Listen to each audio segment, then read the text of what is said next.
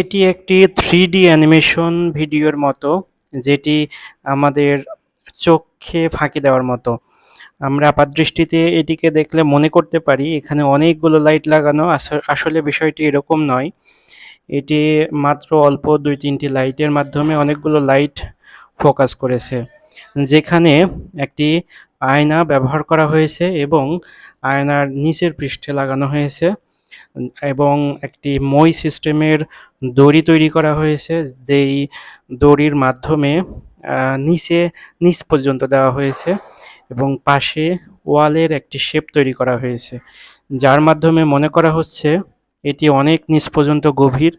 আসলে বিষয়টি ওরকম নয়, এটি অল্প একটু সামান্য নিচ পর্যন্ত দেওয়া হয়েছে এবং পাশে একটি হাতল সিস্টেম করা হয়েছে, যেটির মাধ্যমে মনে হবে যেন নিচে অনেক দূরে নেমে যাওয়া যাবে, আসলে অল্প একটু সামান্য নিচে।